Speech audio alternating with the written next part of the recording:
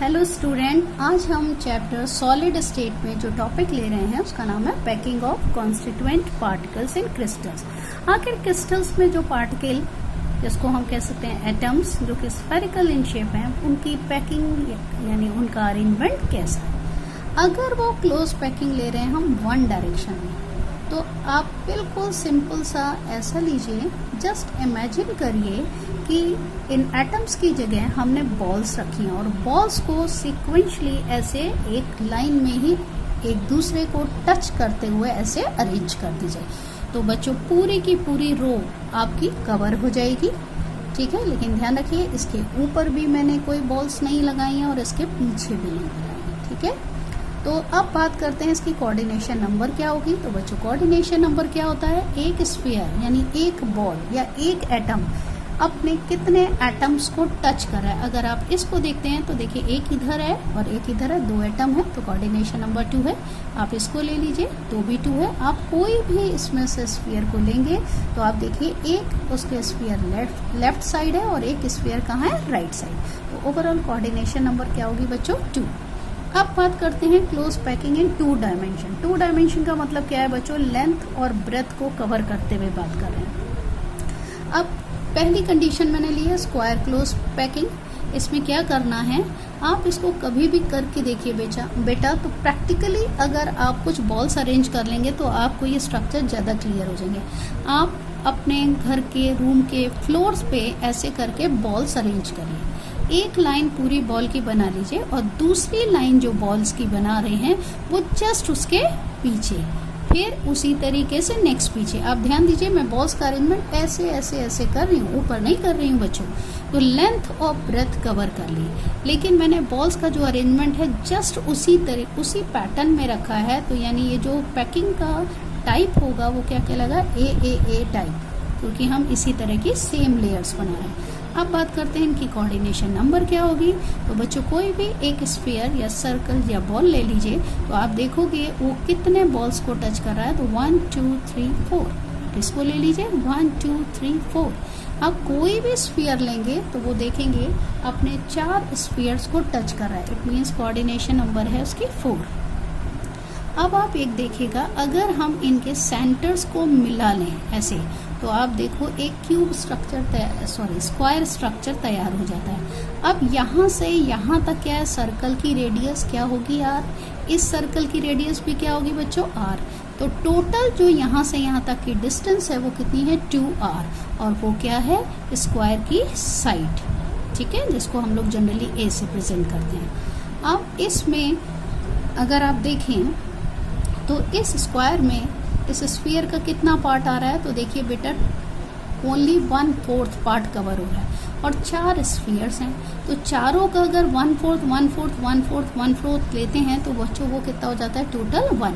तो packing fraction कैसे निकालेंगे, नंबर ऑफ एटम्स तो 1 हो गया, क्योंकि 1/4 हो रहा है 4 एटम्स का, ठीक है। और ये मैंने क्या लिया है, एक एटम एक सर्कल का क्या लिया है, एरिया होता है πr स्क्वायर। ये क्या लिया है, स्क्वायर का एरिया, क्योंकि स्क्वायर शेप बन रहा है इसलिए स्क्वायर का एरिया क्या लिया है, ए स्क्वायर। और ए की वैल्यू क्या होगी बच्चों, 2r के इक्वल। और अगर इसे आप परसेंटेज में निकालते हो तो 100 से मल्टीप्लाई कर दो, तो सॉल्व करने पे आ रहा है करीब 25% आप इसको फर्दर भी सॉल्व कर सकते हो। अब बच्चों नेक्स्ट पैकिंग ले रहे हैं, कौन सी है देखिएगा, हेक्सागोनल क्लोज पैकिंग, जिसको हम HCP भी कहते हैं। लेकिन ध्यान रखिएगा अभी हम 2 डायमेंशन में ले रहे हैं, यानी सिर्फ लेंथ और ब्रेथ की बात कर रहे हैं। अब बच्चों मैंने क्या किया है, एक ऐसे करके सर्कल्स या बॉल्स को टच करते हुए एक रो तैयार करी। दूसरी रो जब मैंने बनाई तो मैंने क्या किया, जो स्फीयर जो बॉल्स के बीच में स्पेसेस थे यहाँ पे, वहाँ पर जो है दूसरी बॉल्स रखी। ध्यान दीजिएगा जो गैप्स आ रहे थे मैंने बॉल्स वहां रखी हैं। तीसरी लेयर जो मैंने बनाई वो इन बॉल्स सेकंड बॉल्स की जो गैप्स थे उनमें रखा है तीसरी लेयर को। तो देखेंगे कि तीसरी जो लेयर जो है वो पहली लेयर के इक्वल है। अगर मैं चौथी लेयर बनाती तो वो कैसी होती है, सेकंड लेयर जैसी। तो यानी इसमें जो अरेंजमेंट है वो कैसा है, ए बी टाइप। अब बात करते हैं कोऑर्डिनेशन नंबर कितना है बेटा, कोई एक सर्कल ले लीजिए, जैसे मैंने ये लिया, तो देखिए कितने सर्कल्स को टच करा है, 1 2 3 4 5 6 को। तो कोऑर्डिनेशन नंबर हो गई 6। अब बच्चों इसमें अगर बात करें कि टोटल कितने सर्कल्स आ रहे हैं तो बहुत अच्छे से देखिएगा। इस सर्कल का कितना पार्ट देखिएगा, मैंने थोड़ा सा डार्क कर दिया है। क्यों किया है कि आप देखें कि इस हेक्सागोनल शेप में, ये जो हेक्सागोनल शेप आई है इनके सेंटर्स को मिलाने में, इसमें इस स्फीयर का कितना पार्ट आता है तो आप देखो 1/3 पार्ट है, क्योंकि ये 120 का एंगल बन रहा है। तो ओवरऑल 1 2 3 इन तीनों को मिलाएं तो मिलाकर एक सर्कल होगा। तो 1 2 3 4 5 6 ऐसे सर्कल्स है जिनका 1/3 आ रहा है। तो मैंने क्या करा है 6 × 1/3, और एक सर्कल जो सेंटर में है वो मैंने ऐड कर दिया +1। तो टोटल नंबर ऑफ सर्कल्स कितने हो गए बेटा, इसको कैलकुलेट कर रहे हैं तो 2 + 1 यानी 3। अब बात करते हैं पैकिंग फ्रैक्शन की। अब पैकिंग फ्रैक्शन के लिए हमें ज़रूरत सबसे पहले क्या पड़ती है बच्चों कि नंबर ऑफ एटम्स कितने हैं या नंबर ऑफ सर्कल्स कितने हैं। तो हम लोग ने देखा था अभी निकाल के, कितने आए थे बच्चों 3। तो 3 लिया है मैंने, और πr² क्यों लिया है, अगेन सर्कल का एरिया πr² × 100 अगर आप परसेंटेज में निकालें। अब यहाँ पे देखें तो मैंने क्या किया है, इनका जो सेंटर्स हैं और इनके सेंटर्स को मिलाते हुए ऐसे लाइन खींची है। हम सब में खींच सकते थे, मैंने इस जगह एक खींच के दिखाई है। तो बच्चों अगर आप ये देखो, ये r है इस सर्कल का और ये r है इस सर्कल का, तो यानी ये टोटल डिस्टेंस कितनी हो गई 2r, और ये भी कितनी है 2r, और ये भी कितनी है 2r, यानी कि तीनों साइड्स इक्वल हैं। इट मीन्स ये कैसा ट्राइंगल बना है, इक्विलेटरल ट्राइंगल। अगर हम सब जगह ऐसे से मिला दें तो टोटल नंबर ऑफ ट्राइंगल कितने हो जाएंगे 6। और ट्राइंगल का जो एरिया होता है वो क्या होता है √3/4 a²। तो मैंने यहाँ पे देखिए ट्राइंगल था √3/4 a², a की जगह मैंने रख दिया 2r, और कितने ट्राइंगल हैं 6। इसको कैलकुलेट किया तो बच्चों क्या आ रहा है 50/√3πa²। तो बच्चों 2D स्ट्रक्चर तक आप लोग समझ गए होंगे। अब हम आते हैं 3D स्ट्रक्चर, यानी जिसमें लेंथ, ब्रेथ और हाइट तीनों को ले रहे हैं। मैंने क्या किया है, ऐसे ही सर्कल्स बॉल्स को अरेंज किया। अब कैसे अरेंज किया देखिए बेटा, पहले एक लाइन लगा दी पूरी बॉल्स की, फिर उसके पीछे, फिर उसके पीछे, उसके पीछे, लेकिन सेम टाइप की लगाइए। ऐसा नहीं है कि बॉल्स के बीच में गैप्स में नहीं लगाई, सेम टाइप की यानी AA टाइप की लगाई। जब पूरे रूम का फर्श पूरा बॉल से कवर हो गया तो मैंने सेकेंड लेयर लगाई, फिर थर्ड लेयर, और करते करते क्या किया, पूरा रूम समझ लीजिए बॉल से कवर कर दिया। तो इसमें जो टाइप अगर आएगा तो AA टाइप आएगा, क्योंकि मैंने जो स्फीयर्स रखे हैं उसके टाइप में मैंने कोई भी चेंज नहीं किया, पैटर्न सेम। अब मैंने क्या किया है बच्चों, इनके जो स्फीयर्स थे, जो सर्कल्स हैं, गोले हैं, बॉल्स हैं, कुछ भी कहिए, उनके सेंटर्स को मिलाते हुए एक स्ट्रक्चर ड्रॉ करा। तो देखिए यहाँ सेंटर्स को मिलाते हुए देखिएगा मैंने जो स्ट्रक्चर ड्रॉ किया है, यहाँ पे देखें तो ये स्क्वायर शेप बना है। अगर मैं इसका 3D स्ट्रक्चर बनाऊं तो ये क्या है, क्यूब। तो बच्चों ये सिंपल क्यूबिक स्ट्रक्चर हो गया, यानी प्रिमिटिव सेल हो गया बच्चों। अब बात करते हैं इसका टाइप क्या है, तो हर लेयर सेम है, तो ये क्या हो गया बच्चों AA टाइप हो गया। अगर इसमें लेयर्स आप बढ़ाते भी जाओगे तो पैटर्न सेम है, तो क्या होगा AA टाइप भी होगा। अगर आप इसके कोऑर्डिनेशन नंबर देखोगे तो वो बच्चों कितनी आ रही है 6। अब इसमें बात करते हैं कितने नंबर ऑफ सर्कल्स हैं। तो अगर आप ध्यान से देखो बेटा जी, तो इसमें क्या है कि इसका 1/4 पार्ट इस क्यूब के यहाँ पे अगर आप देखें तो सिर्फ सर्कल का 1/4 पार्ट आता है। तो 1/4 मिलाओगे तो कितना होगा 1, और वैसे भी हमने पढ़ रखा है सिंपल क्यूबिक में नंबर ऑफ एटम्स कितने होते हैं 1। तो पैकिंग फ्रैक्शन बात करते हैं बच्चों, ये है नंबर ऑफ एटम्स, यहाँ 1 कर दिया। अब की मैंने एरिया नहीं वॉल्यूम लिया है, क्योंकि हम 3D स्ट्रक्चर की बात करें। तो ये मैंने लिया volume of sphere πr³ upon volume of cube A³। अगर आप परसेंटेज में निकालोगे तो मल्टीप्लाइड बाय 100। अब बच्चों मैंने A की जगह कर दिया 2r, क्यों किया है, तो आप देखिए इतना पार्ट r, ये भी रेडियस, ये भी रेडियस, तो टोटल ये जो क्यूब का साइड है A, उसमें कितनी आ रही है 2 रेडियस, यानी डायमीटर आ रहा है। तो मैंने A की जगह रख दिया बच्चों 2r, और इसको कैलकुलेट करोगे तो आएगा 52.4%। बच्चों ये डिजिट आप लर्न कर लीजिएगा, क्योंकि कंपटीशन वगैरह में या ऑब्जेक्टिव्स में ये बहुत पूछी जाती है। बच्चों आगे देखिएगा, अब मैंने 3D पैकिंग ली है from 2D hexagonal close packing यानी HCP स्ट्रक्चर में। क्या किया है मैंने देखिएगा, बेटर रहेगा बच्चों, फिर से मैं कहूँगी बॉल्स को लीजिएगा। मैंने इस बार लेयर को डिफ्रेंशिएट करने के लिए कलर चेंज किया है। तो पहले मैंने एक बॉल्स देखिए ऐसे एक दूसरे से सटा के रख दिया। फिर जो दूसरी लेयर बनाई है बच्चों, वो मैंने क्या करा है कि इन सर्कल, इनके स्फीयर्स के बीच में जो स्पेस है, खाली जगह है, वहां पे बॉल्स को लगाते हुए एक लेयर बनाई। फिर इन बॉल्स के बीच में जो खाली स्पेस था उसमें एक एक ऐसे स्फीयर या बॉल्स रख दी।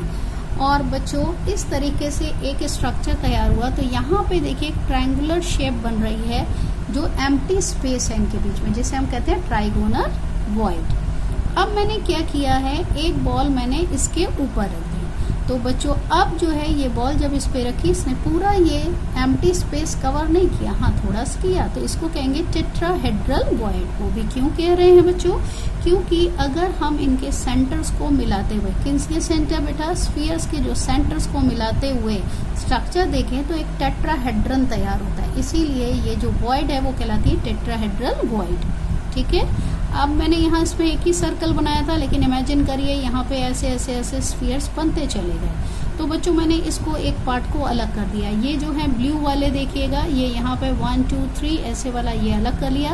और यहाँ पे रेड से अगर बनाऊं तो ऐसे बनेगा। तो ये देखिए ये मैंने यहाँ पे बना दिया। अब मैंने इसमें सिंपली क्या किया है देखिएगा, हर जो स्फीयर है उसके सेंटर को मिलाते हुए लाइन ड्रॉ करें।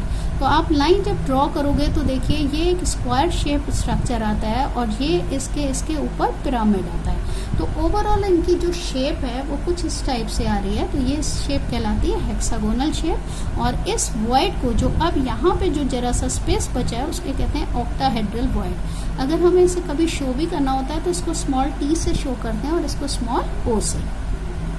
अब बच्चों बात कर रहे हैं हेक्सागोनल क्लोज पैकिंग ले रहे हैं HCP 3D में। ये बहुत ही इंपॉर्टेंट है बच्चों, बहुत ध्यान से समझिएगा।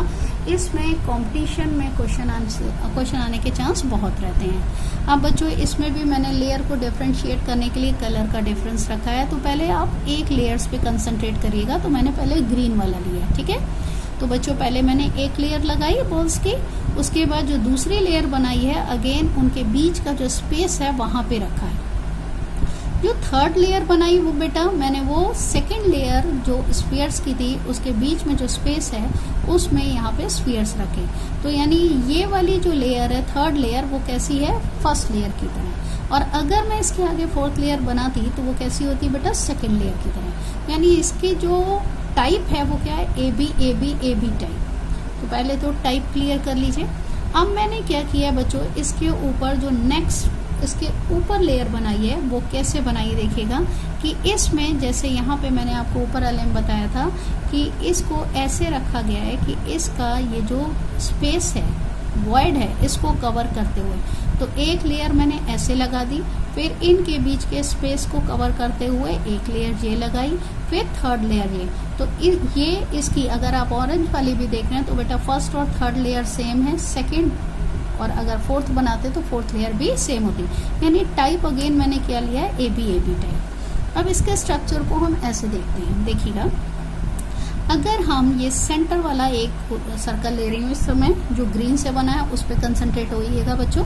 ये एक है और इसके इधर देखें तो आपको 6 स्फीयर दिख रहे होंगे, 1 2 3 4 5 6। तो मैंने यहाँ पे ये सेंटर वाला ये बनाया है और ये देखिए 1 2 3 4 5 6, ठीक है बच्चों।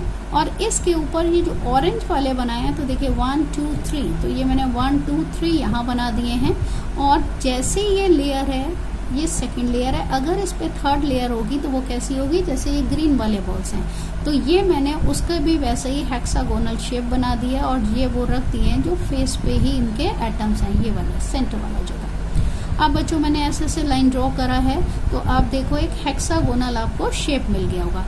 तो ये कहलाती है हेक्सागोनल क्लोज पैकिंग। इसमें जो फर्स्ट लेयर है उसमें हेक्सागोनल शेप है, सेकेंड लेयर में देखिए 3 एटम्स हैं जिसे मैंने ऑरेंज से दिखाया है और उसके ऊपर फिर थर्ड जो लेयर है वो फर्स्ट लेयर की तरह ही है।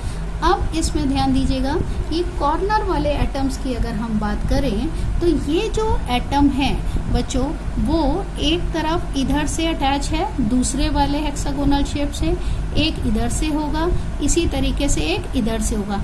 तो एक जो एटम है उसका 1/6 पार्ट तो जो है वो जो है कवर कर रहा है इस शेप को, और टोटल हमारे पास यहाँ देखिए 6 यहाँ हेक्सागोनल में है और 6 एटम्स यहाँ हैं। तो टोटल जो ये एटम्स हैं वो कितने हैं 12, और वो कितना कवर कर रहे हैं 1/6 पार्ट।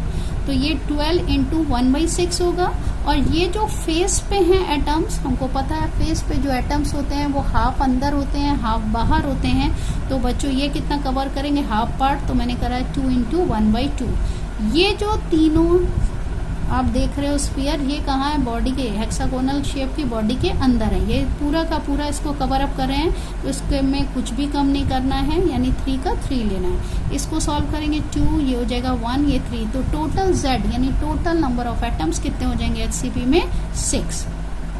अब इनकी पैकिंग फ्रैक्शन याद रखिएगा, FCC या CCP दोनों सेम ही होते हैं, उन्हीं की तरह होती है। तो वो कितना परसेंट स्फीयर ऑक्यूपाइड करेंगे पूरे में 74%, तो बाकी 26% स्पेस ऑक्यूपाई करेंगे वॉइड्स। बच्चों इसमें एक इम्पॉर्टेंट पॉइंट्स है, हम चाह रहे थे कि आप इसको ऐड कर लें, क्योंकि ये कंपटीशन में बहुत पूछा जाता है कि HCP यूनिट सेल की हाइट क्या होती है। तो होती है 4√2 r/√3 और वॉल्यूम क्या होता है 24√2 r³ ओके बेटा, थैंक यू।